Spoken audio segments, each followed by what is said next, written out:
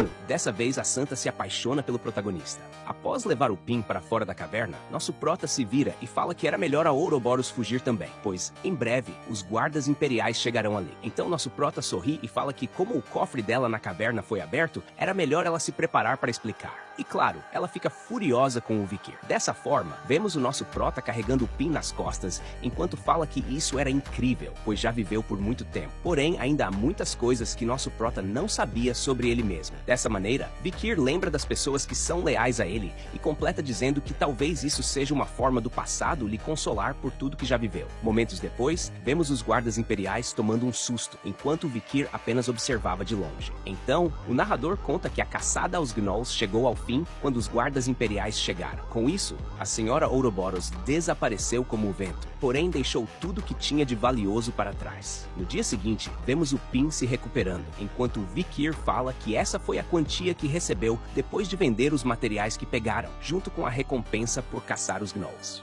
Então ele pergunta como o Pin estava se sentindo. O chefe fala que seu corpo todo estava doendo, mas o lado bom é que ele vai ficar sem nenhuma sequela depois de se recuperar. Dessa maneira, Vikir entrega um saco de ouro e fala que isso era um presente. E claro, o Pin fica feliz da vida com aquela quantidade de ouro. Desse modo, nosso prota diz que essa quantia aí pode pagar o tratamento, pois foi por causa do nosso prota que ele acabou assim. Pin fala que não era isso e pergunta se o garoto já vai voltar para a academia. Vikir fala que sim, e claro, o Pin fica triste e fala que o tempo que passou com o Vikir foi muito bom. Nosso prota pergunta se ele sabia muita coisa sobre os monstros, e o chefe fala que sim, pois já viajou por todo o continente. Então nosso prota se levanta e fala que em breve irá precisar dos serviços dele novamente. Assim, momentos depois, vemos a Santa entrando na sala do coordenador e dizendo que precisa falar sobre os estudantes que precisam de auxílio escolar. Então a Santa entrega uma petição e fala que ele precisa ajustar o horário dos alunos que trabalham e não tem flexibilidade nos estudos. Ela começa a falar de vários problemas que estavam acontecendo na escola e que ninguém estava fazendo nada. Foi nesse momento que o Vikir aparece. O professor pergunta se ele não tinha educação por entrar na sala sem bater. Nosso prota fala que não.